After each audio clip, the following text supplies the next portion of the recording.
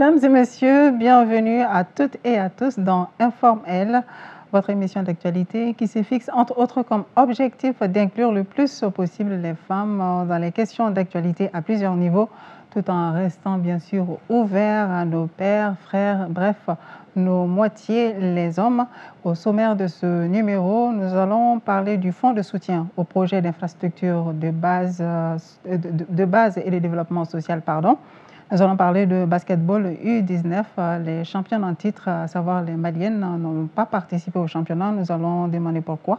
Et nous allons parler de l'actualité de l'UEMOA avec la présidence du Conseil et des ministres de l'organisation qui devait revenir au Burkina Faso. Ça ne s'est pas passé. Pourquoi?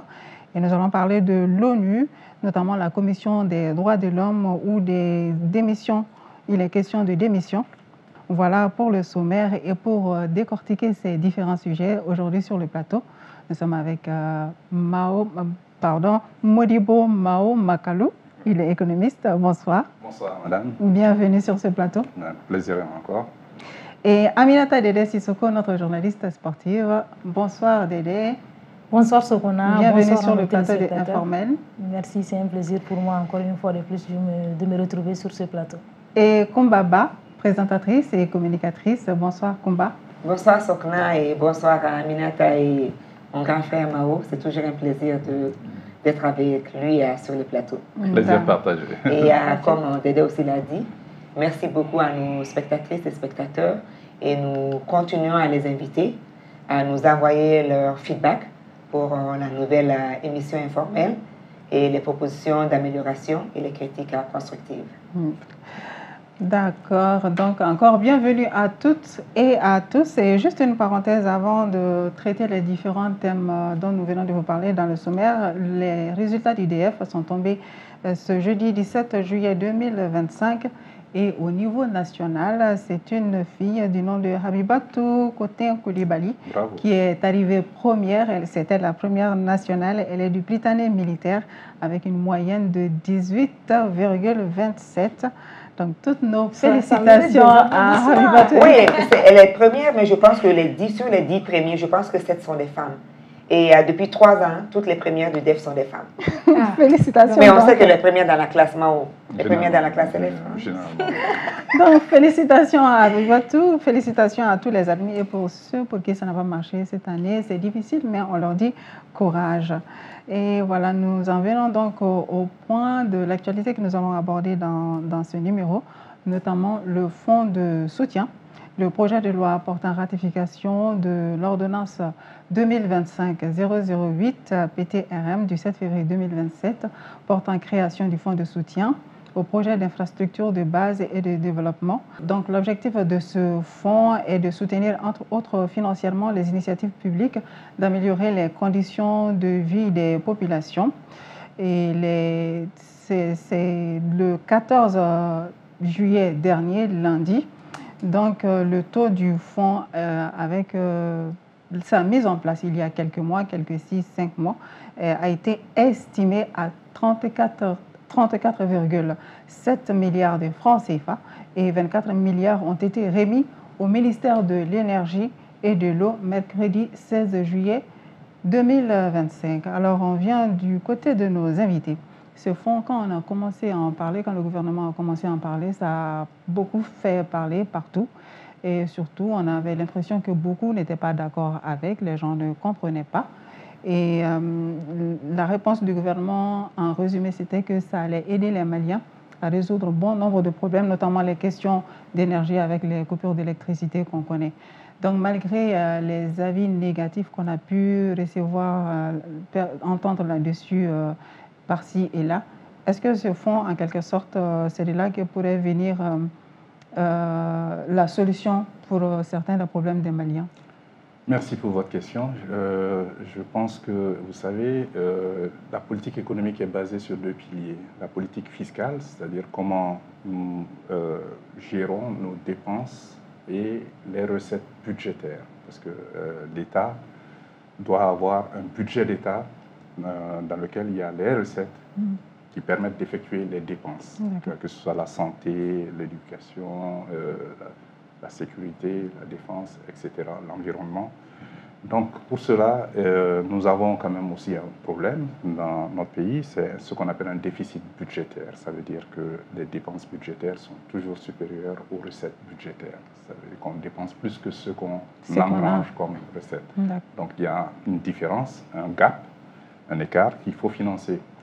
Cet écart, on emprunte encore de l'argent sur le marché financier pour financer et quand le coût de cet emprunt augmente, évidemment, ça fait que l'État peut faire moins, ça réduit l'espace budgétaire et les dépenses qu'on doit effectuer, par exemple, qu'on doit consacrer à un secteur particulier, on est obligé de repayer la dette d'abord. Donc, ça réduit l'espace budgétaire. Donc, maintenant, l'État a décidé, entre la loi de finances rectifiée 2024 et la nouvelle loi de finances 2025, de réduire ce déficit budgétaire. Il va être réduit de 102 milliards. Il va passer de 683 milliards à 581 milliards. Mais en même temps, l'État essaye d'augmenter les recettes fiscales. Donc, ce sont les impôts et les taxes qui permettent d'alimenter les recettes budgétaires et permettent à l'État d'effectuer les dépenses nécessaires publiques. Donc, dans ce cadre-là, la pression fiscale, c'est-à-dire les recettes fiscales par rapport au PIB, le produit intérieur brut, qui est quand même la richesse nationale, c'est un ratio de 14,2% l'année dernière. L'État veut qu'il vienne à 16,2%. Donc, ça veut dire que les recettes fiscales doivent augmenter de 263 milliards. Donc, c'est dans ce cadre que le secteur de la téléphonie a été ciblé, parce que c'est un secteur qui se porte très bien, qui est en progression fulgurante. Figurez-vous qu'en 2022, entre 2017 et 2022, il y a eu environ 4 millions d'abonnés supplémentaires uniquement pour la téléphonie. Et actuellement, en 2023, il y avait 26 millions d'abonnés au mobile. Donc, le chiffre d'affaires des deux compagnies combinées en 2023 était d'environ 650 milliards de francs CFA. Donc, vous imaginez que tout cela alimente quand même des ressources sur lesquelles l'État peut prélever pour ses besoins. Donc, c'est dans ce cadre-là qu'on a mis la taxe sur la start-up, et aussi divers services de téléchargement, et puis aussi le mobile. C'est 10% pour les recharges de crédits téléphoniques, des factures d'abonnement, de consommation téléphonique, et 1% pour les opérations de retrait mobile monnaie. Mais ce que j'ai compris, que ce ne seront pas des taxes permanentes, et je pense que c'est pour 5 ans. C'est pour 5 ans, renouvelable peut-être. Mais s'il y a un léger mieux sur le plan budgétaire, je pense que, évidemment, maintenant, moi, j'ai une petite inquiétude à ce niveau. Pourquoi avoir ciblé uniquement le secteur de téléphonie? Pourquoi pas aussi l'hydrocarbure? Parce que là-bas aussi, on consomme. Mais le hic, c'est que, vous savez, l'État a une politique par rapport à la fiscalité. Vous avez bien fait de souligner, mais l'État est en train de réduire le prix sur les hydrocarbures. Entre septembre et mars, septembre de l'année dernière, 2024, en septembre 2024, et puis en mars 2025, l'État a réduit d'abord, en septembre 2024, le litre de 50 francs. Et en mars 2025, de 25 francs. Donc, a réduit le prix du litre à la pompe de 75 francs le litre. C'est énorme. Mais c'est une information qui n'est pas connue. Mais ce que vous devrez savoir aussi, cette fiscalité, le prix à la pompe, 60%, ce sont des taxes. Donc l'État a laissé tomber les taxes pour privilégier, parce que nous sommes un pays enclavé. Nous sommes un pays enclavé, mais nous sommes un pays de commerce aussi. Si vous augmentez le prix à la pompe, évidemment, vous allez réduire cette activité de transport, parce que les Maliens sont des grands transporteurs. Figurez-vous que nous allons chercher le carburant en Côte d'Ivoire essentiellement et au Sénégal, mais que le prix à la pompe au Mali est plus faible que dans ces pays-là, que dans ces deux pays où nous allons nous approvisionner. Parce que l'État décide de baisser la fiscalité. Mais tous les régimes ont fait cela depuis que nous sommes indépendants. Je pense que pour répondre à la question de Mao, avec ta permission, parce que quand même là, on va à l'école. Non. Je vais le dire en langage profane. Je pense que le gros problème, c'est dans l'aspect de la fiscalité là. Parce que quand tu voyages, tu vas voir que même pour consommer un café, même pour te mettre des vernis à ongles, partout où tu vas payer les taxes. Mais au Mali, tu peux vivre ta vie dans le secteur informel sans donner un franc à l'État. Et pourtant, tu circules sur les routes, tu vas à l'école, tu vas dans les hôpitaux, tu utilises l'éclairage public. Donc, le secteur de l'hydrocarbure, si je ne me trompe pas, déjà les transporteurs, déjà les gros fournisseurs d'hydrocarbures paient déjà la taxe à l'État déjà sur les impôts. Oui. Mais le secteur informel, qui est la majeure partie de l'État, je t'ai entendu dire plusieurs fois que seulement 5% des Maliens payent 95% de nos taxes. Oui. Donc, les 95% de Maliens vivent et meurent sans donner un franc à l'État. Après, nous sommes les premiers à dire, on ne prend pas mes ordures. Mali Mali ne va jamais aller de l'avant. On n'a même pas d'alcool dans nos hôpitaux. On n'a pas de care dans nos écoles. Comment on va avoir ça si toi, tu vis toute ta vie sans donner un franc à ton État? On est là à réclamer nos droits. Oui, non, même à l'instauration donc la taxe, ça vient de ça. Si je ne me trompe pas, on avait parlé de mettre la taxe en place en février. Mais c'est seulement en mars que ça a pris effet. Avril, mai, juin, juillet. Donc, en 4 mois, on a collecté 34 milliards. C'est 5 mois. Oui, ça. 5 mois. Oui, donc le mois de mars, bon, ok, mars à avril, ça fait 1 mois. Oui, on a frappé. Donc, c'est les 30 jours après. Donc, disons, même si c'est 5 mois. Donc, mars à aujourd'hui, c'est 5 mois. C'est 5 mois. Oui. On est au 5e mois. Oui. Donc, en 5 mois de collecte, on a pu avoir on est à 34 milliards. Donc, vraiment, félicitations, bravo aux femmes. Parce que nous parlons beaucoup au téléphone et c'est nos enfants qui nous envoient Orange Money et nos balmaquets et nos maris. Donc vraiment, c'est l'argent de la popote des femmes qui est diminué comme ça. Mais les femmes acceptent. Parce que nous savons que ça fait avancer nos pays. Nos enfants auront de l'éclairage. Maintenant, nos enfants auront de meilleures écoles. Nous pourrons nous soigner dans de meilleurs hôpitaux. Si ça continue comme ça d'ici 5 ans, imaginez ce qu'on peut collecter. Sur les 34,7 milliards, j'ai bien expliqué. 24 milliards j'ai bien expliqué. Remis au ministère de l'Énergie et de l'Eau. La coupure d'électricité, est-ce que ça va aider encore plus? Quel impact sur cette crise? Ça va beaucoup aider parce que vous savez, le problème de l'électricité, surtout de l'énergie du Mali en particulier, c'est un problème de ressources financières. Et la trésorerie de EDM ne lui permet pas d'acheter autant d'hydrocarbures pour approvisionner toute la population. C'est pour cela que vous avez ces délestages-là. Donc, cette manne va permettre à EDM de faire un certain nombre de choses. Je pense que j'ai entendu dire qu'ils vont faire beaucoup d'entretien et de réparation. Oui, le ministre a parlé de 2 choses. Hein. Il y a des pertes d'énergie, parce que le réseau n'a pas été entretenu pendant très longtemps, parce qu'il faut de l'argent pour ça, mais aussi l'achat d'hydrocarbures, parce qu'il leur faut presque 1 million de litres de gasoil tous les jours pour approvisionner tout le monde. C'est énorme. Ouais. Et le restant, qu'est-ce qui a été dit par rapport à ça? Le restant, c'est le ministre des Finances qui peut nous éclairer là-dessus. Il y a une commission en place. Et c'est le comité de pilotage qui s'est réuni qui gère cette manne. C'était le 14, voilà, 2 jours avant l'annonce. Évidemment, ces ressources sont gérées au Trésor, d'après mes informations. Donc, ce sont des ressources publiques, évidemment, on sera informé au fur et à mesure. Une dernière réaction sur ce point? Oui, moi j'ai une dernière réaction. Le ministre, je disais. Parce qu'on ne sait peut-être pas où on va, mais on sait d'où on vient. Et je pense que cette problématique d'hydrocarbures et du cash qui circule autour de l'achat des hydrocarbures pour l'EDM a été la mère de tous les vices.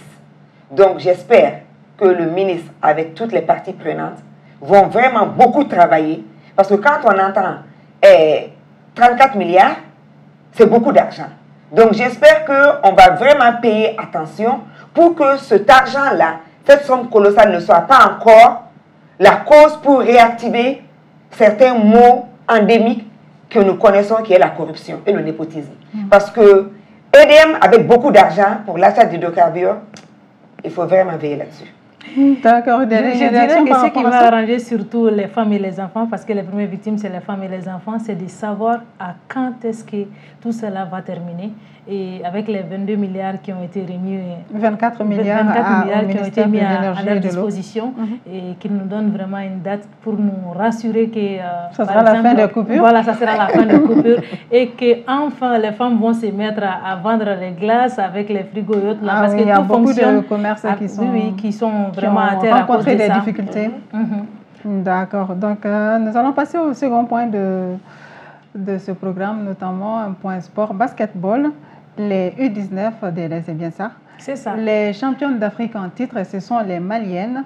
Et il y avait la Coupe du Monde qui a débuté fin juin. C'était en République tchèque. En République tchèque. Et les Maliennes qui sont les tenantes du titre n'ont pas pu participer à la compétition. Pourquoi? C'est exact. Je dirais que c'est une nouvelle vraiment qui fait mal au cœur. Et championnes d'Afrique en titre, on les a accueillis ici. Depuis l'aéroport jusqu'au Palais des Sports, j'y étais. Et championne d'Afrique en titre U18 qui devrait participer cette année en République tchèque pour représenter toute l'Afrique, n'ont pas pu participer pour faute de visa parce qu'on n'a pas pu avoir les visas à temps. Vraiment, c'est déplorable, je le dis encore une fois de plus. Et le problème a été soulevé. Ça n'a pas commencé maintenant. À quelques jours de la compétition, nous avons vu que nos joueuses n'avaient pas encore eu leur visa et ce n'était pas normal. Et l'explication qu'on a eue, c'est parce que le consul de la République tchèque avait été fermé au niveau du Mali. Donc, on était obligé d'aller au niveau du Sénégal pour pouvoir chercher nos visas et on n'est pas allé à temps.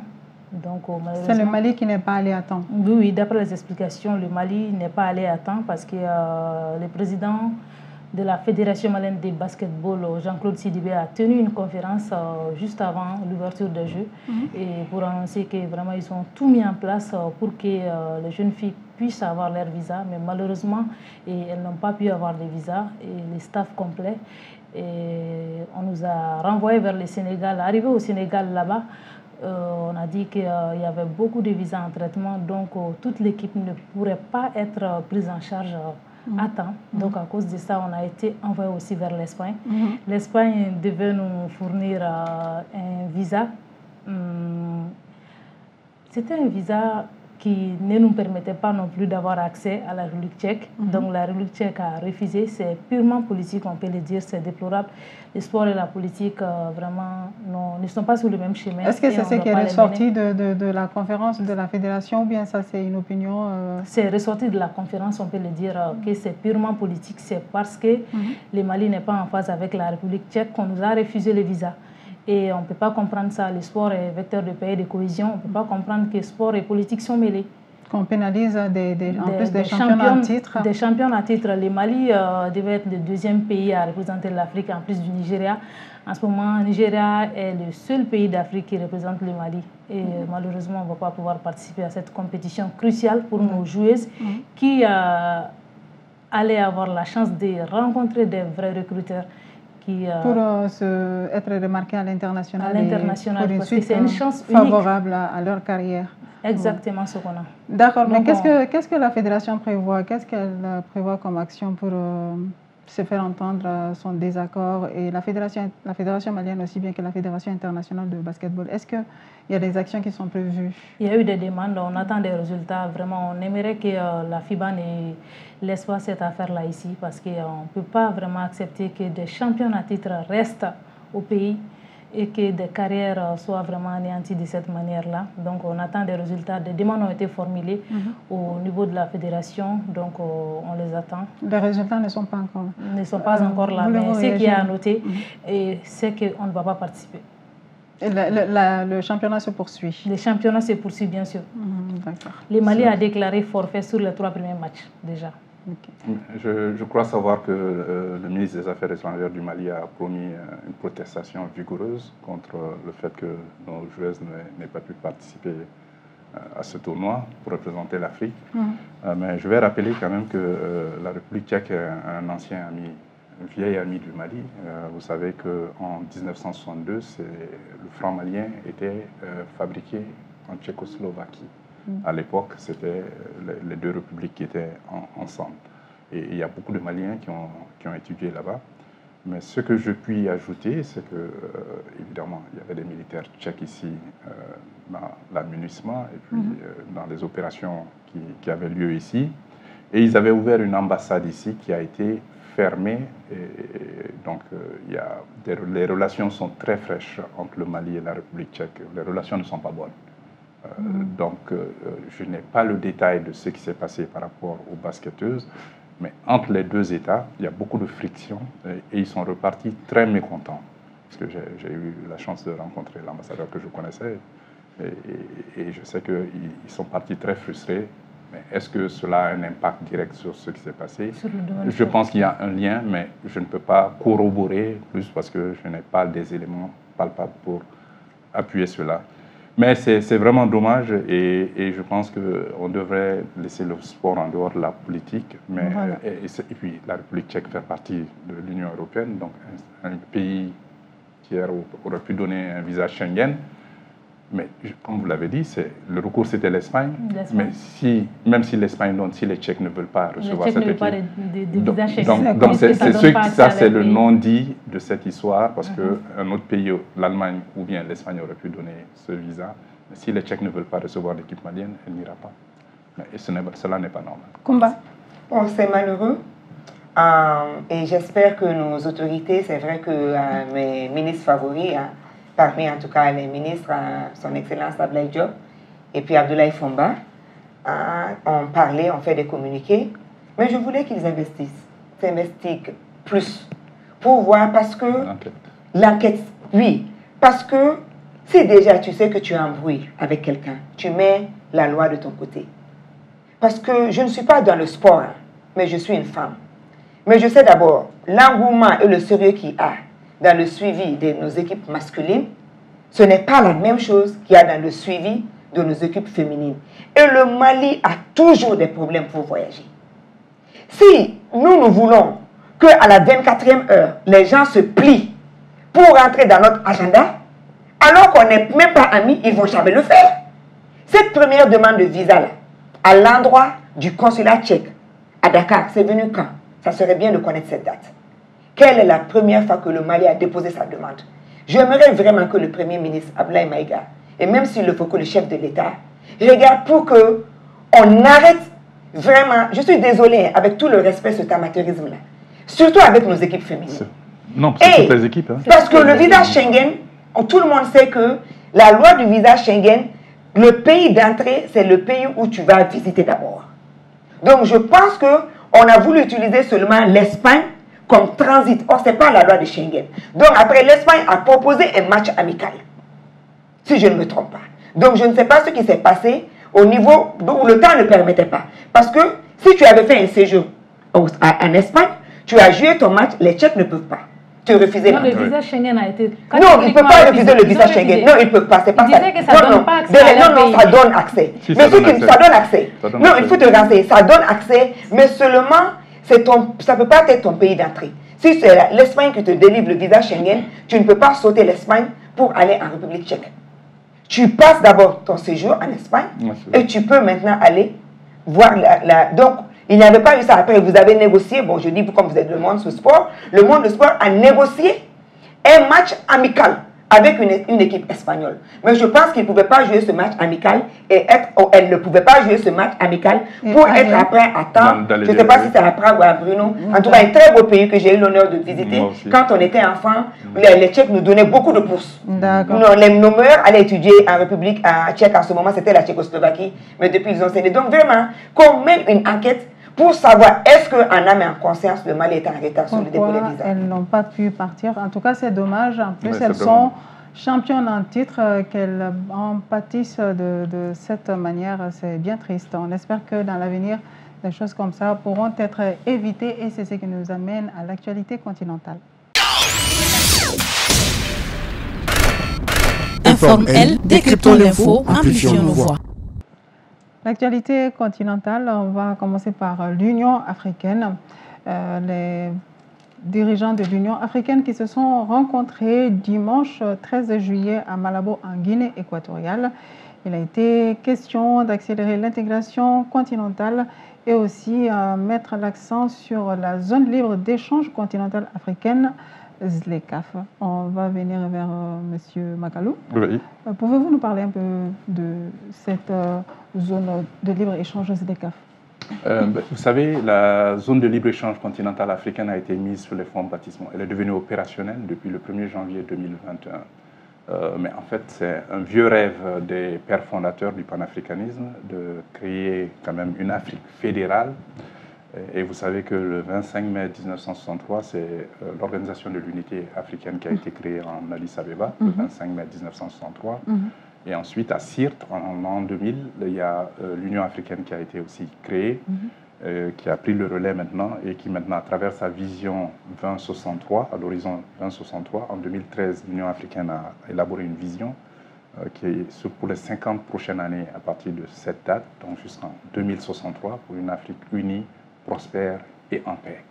Et donc à travers cela, il s'agit de créer aussi un marché intérieur africain, c'est-à-dire un marché commun, une zone de libre-échange. Ça veut dire qu'au niveau de l'intégration, il y a 5 étapes.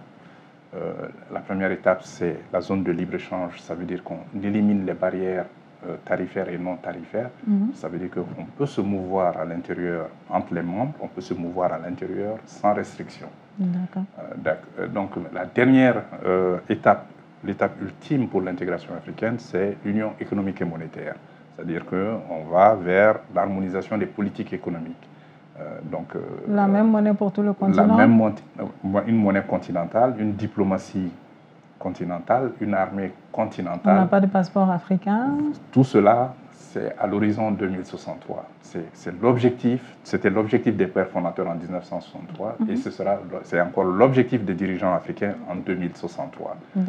Donc, à travers cela, il y a des étapes. Donc, il faut commencer graduellement et on commence par la zone de libre-échange continentale. Et cela est impulsé parce que l'Union africaine a divisé l'Afrique en 5 zones géographiques par rapport à l'économie, qu'on appelle les communautés économiques régionales géographiques, CER. Donc pour l'Afrique de l'Ouest, c'est la CEDEAO, Communauté économique des États de l'Afrique de l'Ouest. Pour le Maghreb, c'est l'Union du Maghreb arabe. Pour l'Afrique de l'Est, c'est la Communauté de l'Afrique de l'Est, etc. Donc, ces 5 communautés économiques régionales sont autonomes. Elles sont autonomes et avancent à leur rythme par rapport à la mise en œuvre de l'intégration africaine. Et donc, vous savez qu'au niveau de la CEDEAO, nous sommes allés jusqu'à mettre en place un passeport au niveau de la CEDEAO, pour les pays membres de la CEDEAO. C'est le seul cas en Afrique pour le moment où, dans une communauté économique régionale, on a pu arriver à avoir un passeport.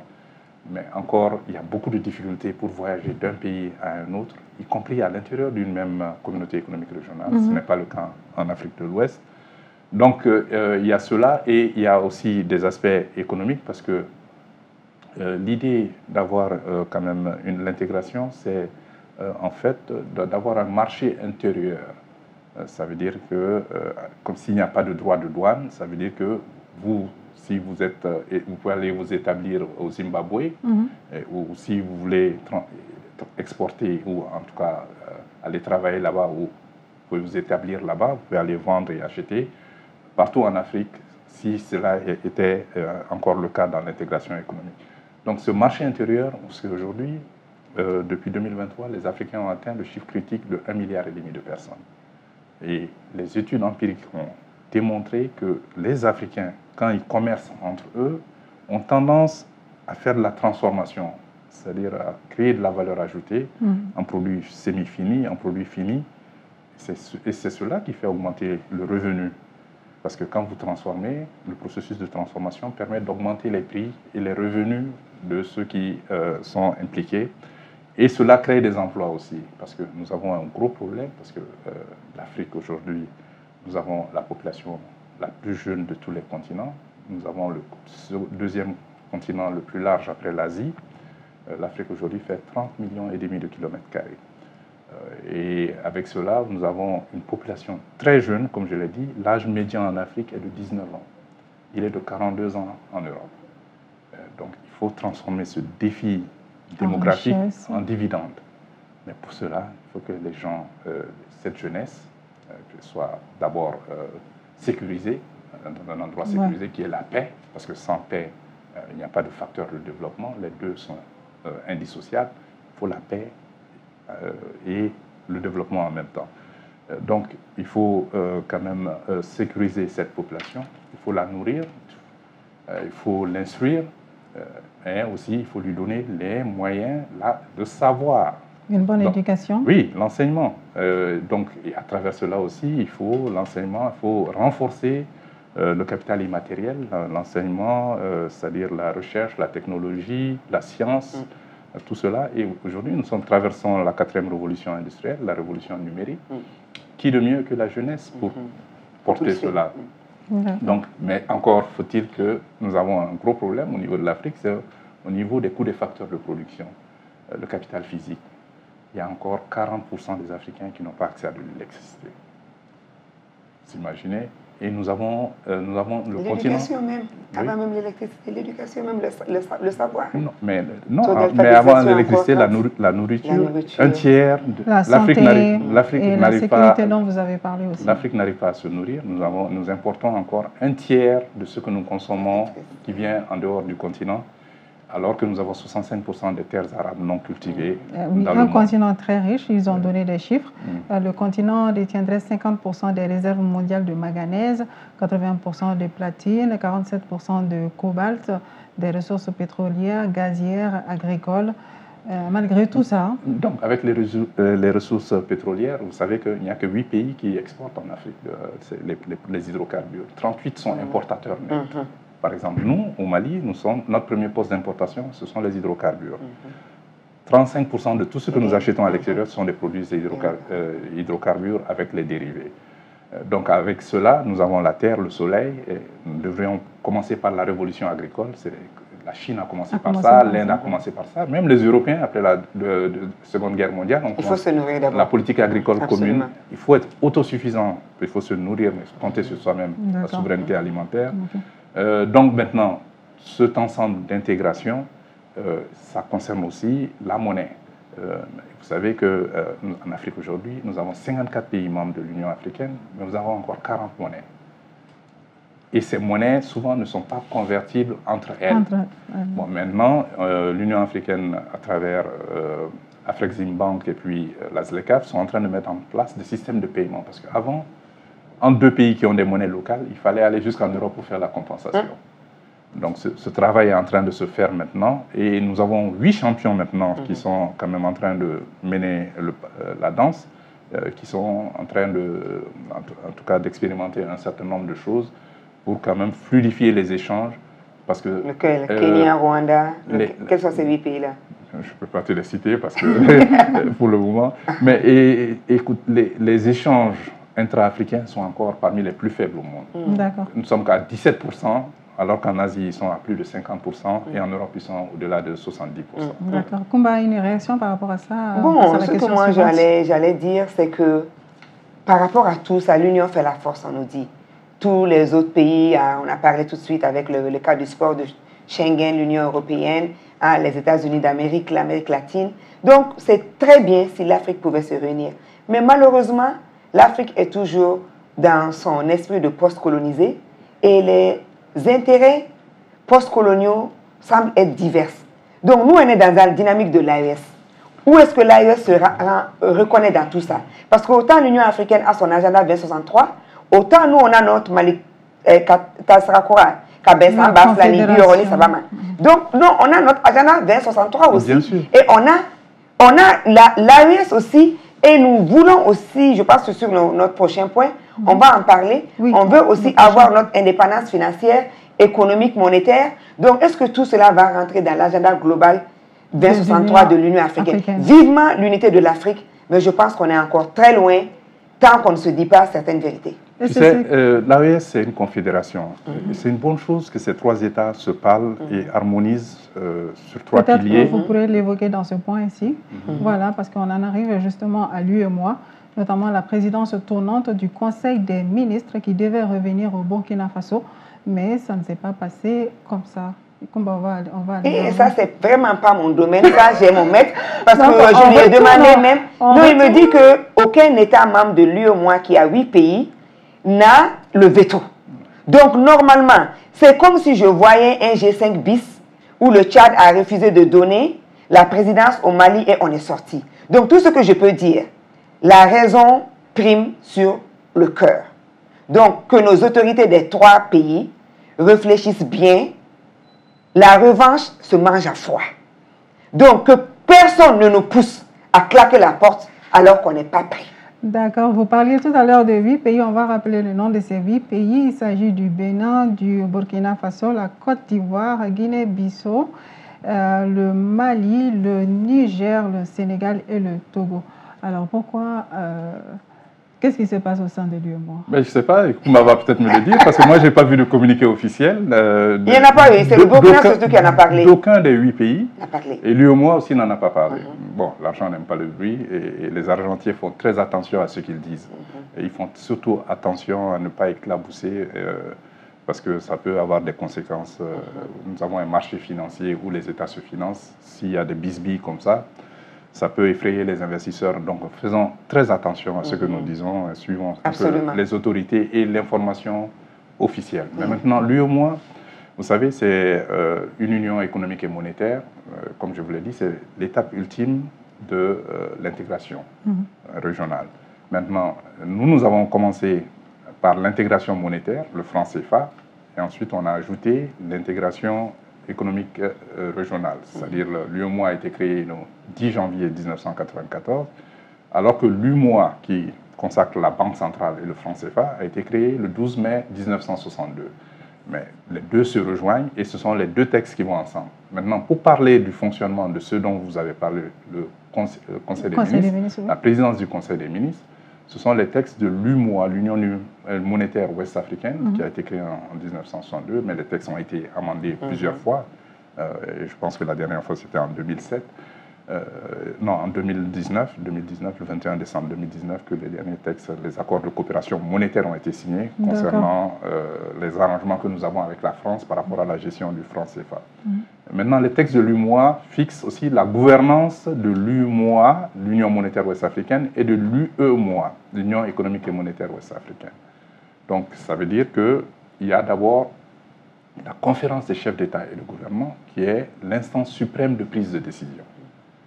Donc, il y a les 8 chefs d'État et de gouvernement qui y siègent et qui prennent les décisions et donnent les grandes orientations pour les deux ensembles, l'UMOA et l'UEMOA.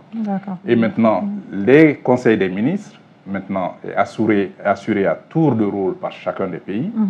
C'est une rotation, c'est ce que les textes disent. Et chacun des pays doit présider ce conseil des ministres pendant 2 ans. Nous savons que maintenant, suite à la réunion du vendredi 11 juillet 2025, le pays qui présidait le Conseil des ministres ces 2 dernières années a continué à présider et que la réunion a été ajournée. Donc maintenant, en l'absence d'informations officielles, qu'est-ce qui s'est passé? Parce que le Conseil des ministres, lors du Conseil des ministres, il y a 2 représentants de chaque pays. Chaque pays est représenté par 2 ministres, y compris le ministre des Finances. Mais personne ne nous a dit quoi que ce soit sur ce qui s'est passé officiellement. Mais comme Koumba l'a dit, moi aussi j'ai eu mes informations à partir de la RTB. Les médias, oui. Voilà, et surtout que les pays de l'AES seraient partis. C'est le Burkina qui l'a dit. Donc les questions se posent. Mais est-ce qu'il faut retenir les scénarios genre G5 ou... on n'en est pas là. On n'en est pas là. On ne peut pas aller là-bas comme ça. Ça, c'est l'argent. Mercredi dernier, le Burkina a emprunté 30 milliards sur le marché financier de l'UMOA. Et le Mali, la semaine dernière, a emprunté 40 milliards. Donc pas de communiqué officiel. On attend pour voir ce qui va se passer. On attend pour en savoir plus. Et maintenant, on passe à l'actualité internationale. Informe-elle, décryptons l'info, amplifions nos voix. Sur le plan international, on va parler de l'Organisation des Nations Unies, l'ONU, avec des démissions d'experts au niveau du Conseil des droits de l'homme.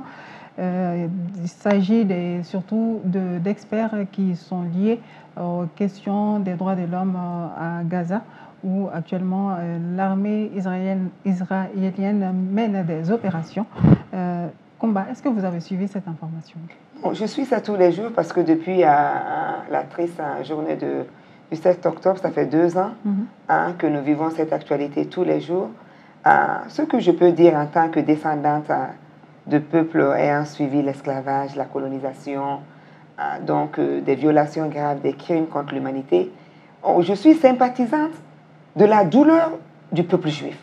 Ça, c'est normal. Aucun peuple ne doit être soumis ou bien marginalisé, maltraité, torturé, à cause de sa religion ou de son appartenance ethnique. Mais on dit chez nous, c'est pas parce que sa majorité qu'elle est là qui veut Werachi.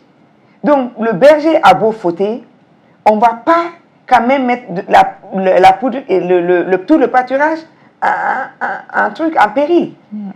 Mais officiellement, les 3 enquêteurs, notamment même l'enquêtrice principale, donc Navi Pillay, qui était aussi la présidente, qui fut aussi la commissionnaire des droits des hommes des Nations Unies, aucun des 3 enquêteurs n'a démissionné officiellement à cause de la problématique de Gaza. Tous les arguments avancés, c'est qu'ils sont fatigués, ils sont malades, ils ont d'autres trucs, parce que les gens ont peur. Il y a trop de pression, il y a trop de pression quand tu commences à critiquer le gouvernement de Netanyahou en Israël, il y a trop de pression. Mais ce qui est sûr, je suis sûr que même Netanyahou lui-même, ce qu'il est en train de vivre, il ne peut pas le souhaiter. On ne peut pas être un être humain et voir autant de souffrance. Tous les jours des bombardements, tous les jours des morts. Et pire, ça c'est les commissionnaires qui ont démissionné. Mais les militaires israéliens et les militaires américains qui se donnent le suicide. On a vu combien? On a vu un militaire américain qui s'est immolé devant l'ambassade israélienne. On a oublié ça. Et même pas 2-3 jours, des Israéliens, 2 militaires israéliens se sont suicidés. Donc tous les jours, cette guerre fait des victimes collatéraux par dépression, par humanisme, parce que ça ne va pas. Donc j'espère que les Nations Unies, qui ont été créées pour mettre la paix dans le monde suite à l'affreuse Deuxième Guerre mondiale et ce que Hitler a eu à faire, j'espère que ces Nations Unies-là, pour une fois, va vraiment vivre sa raison d'être. Parce que ce n'est pas possible qu'on soit dans le sang tous les jours. C'est vrai qu'on est chez nous aussi dans le Sahel. Personne n'est en train de parler. Nous aussi, on enterre nos morts tous les jours. Les terroristes sont en train de nous terroriser tous les jours. Personne n'en parle. Peut-être même nos téléspectateurs le monde dit, hey, nous on a nos morts tous les jours. Qu'est-ce que vous faites parler de Gaza? On ne vit pas en Palestine, on vit au Mali ici. Pourtant, tous les jours, on a le même problème. Donc vraiment, vivement un monde apaisé, parce qu'on souffre. Monsieur Makalou, un mot rapidement sur ce point. On va passer à la deuxième rubrique. Non, moi je suis quand même outré par tout ce qui se passe et le manque d'indignation du reste de l'humanité par rapport à cette souffrance, à commencer par les peuples arabes d'abord, parce que qui ne soutiennent pas assez leurs frères palestiniens. Mais je pense que les Nations Unies n'apporteront aucune solution. Du côté humanitaire, ils essayent de faire ce qu'ils veulent, mais ça va se résoudre politiquement. Et malheureusement, les pays puissants ne font rien parce qu'ils ne peuvent rien contre l'Israël. D'accord. Maintenant, on se retrouve pour la deuxième partie de votre émission, La femme de la semaine. Informe-elle, décryptons l'info, amplifions nos voix. La femme de la semaine, c'est Doucouré Aïda Mboup. Elle est la présidente de l'association Mali Propre, Mon Combat. Nous vous proposons ce récit, un mini-portrait sur elle, et juste après, on se retrouve. Notre femme de la semaine, c'est elle, Doucouré Aïssatou Mboup, mariée et maman. Elle est détentrice d'une licence de l'Institut universitaire de gestion IUG. Après son diplôme, Aïda a effectué beaucoup de stages, de formation, pour ensuite se lancer dans l'entrepreneuriat. Elle a ouvert sa propre entreprise de couture et de prêt-à-porter et a beaucoup voyagé à travers le monde afin d'acquérir toujours de nouvelles connaissances et promouvoir son entreprise. Des projets pour son propre bien-être qui ne lui ont pas pour autant fait oublier celui des autres et en la matière, quoi de mieux qu'un environnement propre et sain pour tous. Oh, mon carré après le nettoyage. Comment de faut? Après avoir constaté combien les rues de Bamako et environ sont sales, Aïda décida de ne pas fermer les yeux sur cette situation malheureuse qui est souvent vue comme une fatalité alors qu'elle ne l'est pas et d'agir. Mon nouveau slogan, un Mali propre. Mon nouveau challenge, je veux que tout le monde nettoie devant chez lui. Elle va commencer par initier des activités de nettoyage dans son quartier. Décidée à ne toujours pas rester spectatrice malgré les difficultés, il lui vient alors l'idée d'une association Mali Propre, Mon Combat. Depuis sa mise en place, Mali Propre, Mon Combat a réalisé plusieurs activités. L'une des dernières en date a eu lieu le samedi 12 et dimanche 13 juillet 2025 à Bamako. L'objectif de l'association Mali Propre, Mon Combat, selon son initiatrice Aïda, est de rendre notre environnement propre. C'est mon rêve, n'est qu'à Mali Propre, il n'est qu'à rêver. Sensibiliser les uns et les autres sur les dangers de l'insalubrité et rappeler à tous que personne ne viendra faire du Mali un endroit paisible où il fait bon vivre à notre place. Voilà, ça c'est le récit qu'on a réalisé sur notre invitée du jour, la femme de la semaine, Doucouré Aïda Mboup. Elle est ici avec nous sur le plateau de Informel. Encore merci d'avoir répondu à notre invitation. Bonsoir et bienvenue. Bonsoir et vraiment merci pour l'invitation. D'accord. Quelle information supplémentaire vous pouvez ajouter à ce récit que vous venez de voir? Qu'est-ce qu'on peut savoir davantage sur Aïda et son initiative? Je pense que le récit a vraiment dit l'essentiel, mais je n'irai pas sans vraiment amener comment Mali Propre, mon combat est né. Parce que moi, je me dis que Mali Propre, mon combat est né après des années d'observation et d'indignation et à l'intérieur de Bamako. Et je constatais que la situation de l'insalubrité ne faisait qu'empirer. Et étant donné que je suis quelqu'un, j'aime pas vraiment la saleté, ça me rend malade, je nettoyais tout le temps. Et à chaque fois que je nettoyais, après quelques temps, je sors, je vois que tout est sale. Et c'est de là que, après des activités que j'ai faites en 2024, et après un an, je continue de nettoyer, mais après un an, on me rappelle, TikTok me rappelle les images. Un endroit que j'avais nettoyé, dégagé avec mes propres moyens. Mais qu'est-ce que je vois? Quand TikTok a rappelé les images à 6 h du matin, j'ai regardé et sur le coup, je me suis levée sur mon lit. Je suis allée voir l'endroit. Mais qu'est-ce que j'ai constaté? J'ai constaté que l'endroit s'est détérioré de jour en jour. Et c'est ce jour-là que j'ai fait la vidéo qui a fait vraiment un déclic. Je dirais que c'est un électrochoc et c'est ce qui a amené tout cela. Je me suis dit, est-ce que je dois m'asseoir en tant que patriote, en tant que Malienne de nationalité, est-ce que je dois m'asseoir et regarder, observer que la situation de l'insalubrité à Bamako devient de pire en pire? C'est en ce moment que je me suis dit non, je ne vais plus m'asseoir et observer. Je vais faire quelque chose pour le Mali. Et c'est de là que je me suis dit que je lance le challenge Mali Propre, mon combat. Et c'est de là que tout est né. Beaucoup de gens me disaient que mais tu es malade. Est-ce que toi, tu penses que tu peux rendre le Mali propre? On pense que c'est une fatalité, qu'il n'y a pas de solution. Effectivement, je pense qu'on m'a tellement insulté. J'ai entendu tout genre de choses, mais j'ai cru à une seule chose dans la vie, toute chose qui vient du cœur. Dès qu'on a la persévérance, on peut y arriver. On a continué, malgré les attaques. Et j'ai eu vraiment le plaisir et le bonheur. Il y a un soir, je suis assise et mon téléphone a sonné. Et de là, j'ai reçu un appel.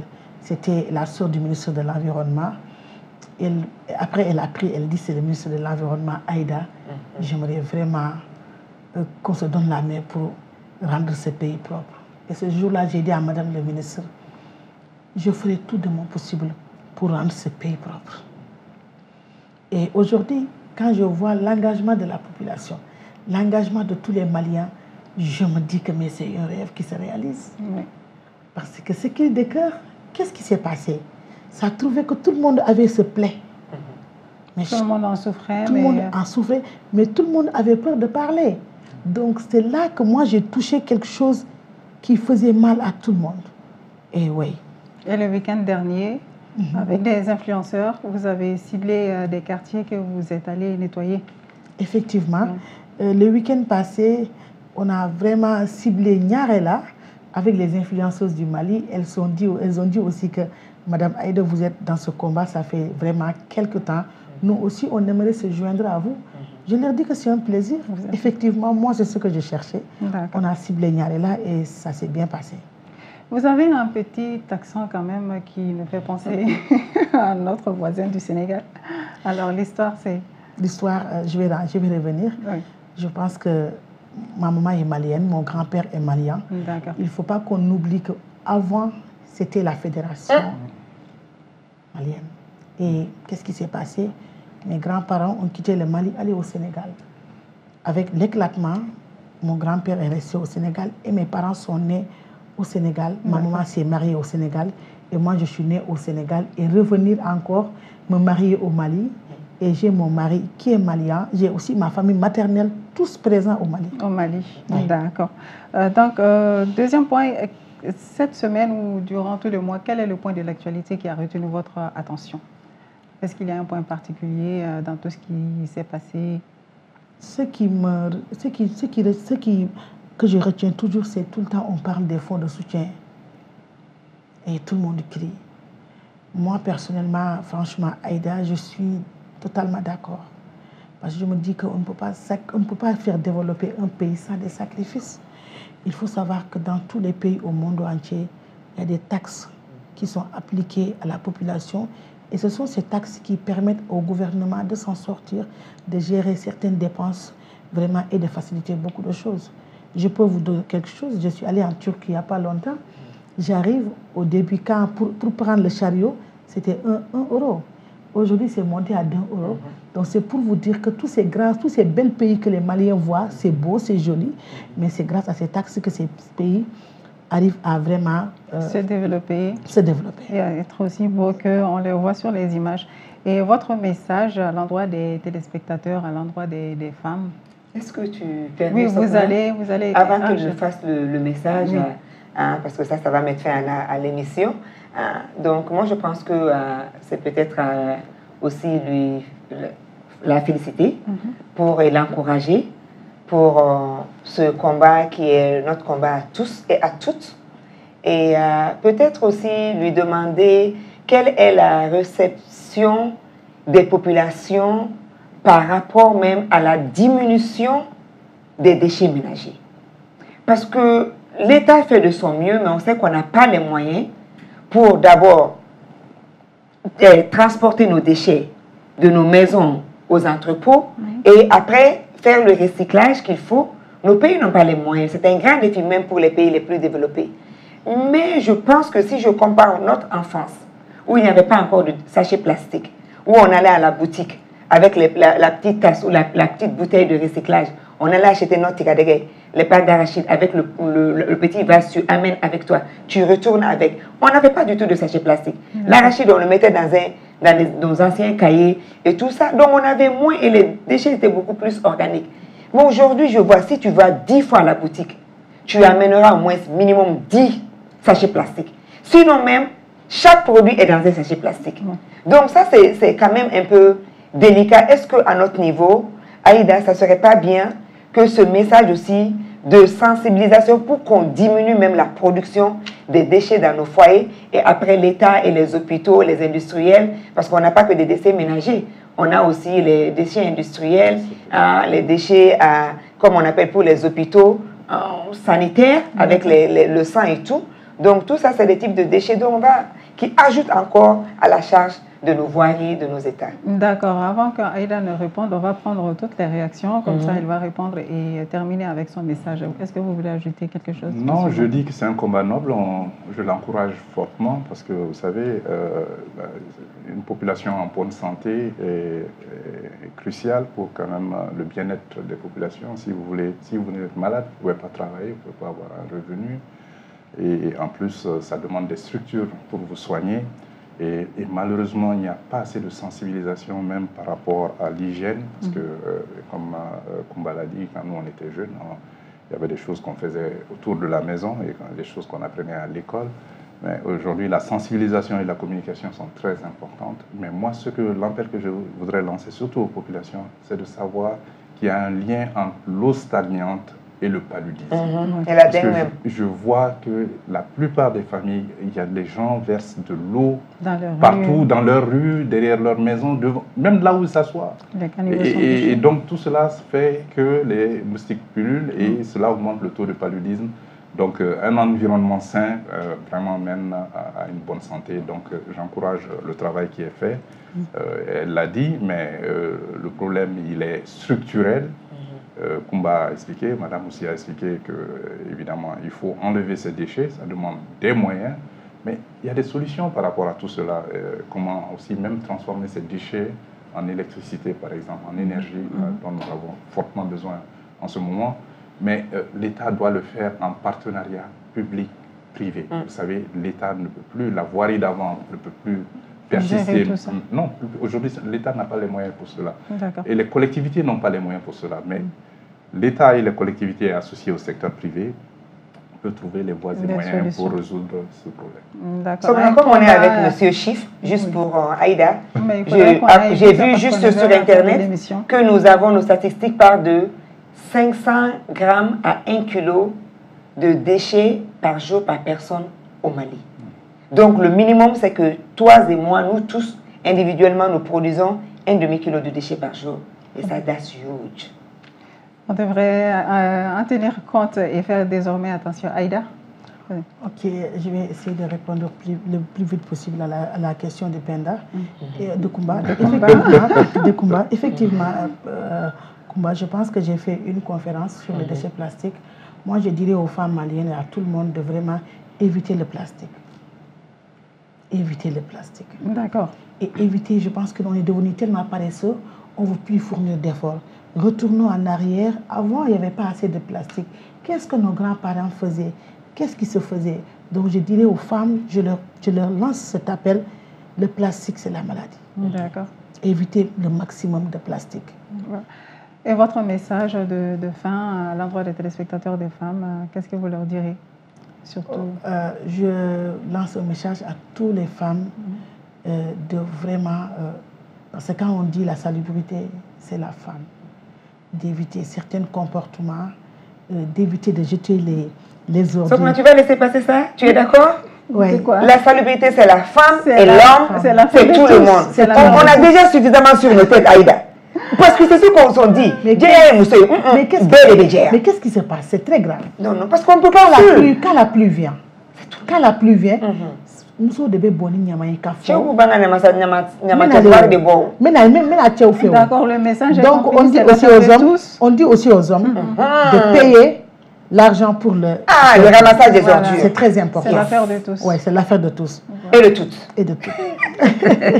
Le message est reçu et c'est avec notre femme de la semaine, en la personne de Dougouré Aïda Mboup, présidente de l'association Mali Propre Mon Combat, que se referme ce numéro de Informe Elle. Merci à toutes et à tous de l'avoir suivi. Bonne suite de programme sur Joliba TV News. Merci à toi. Merci.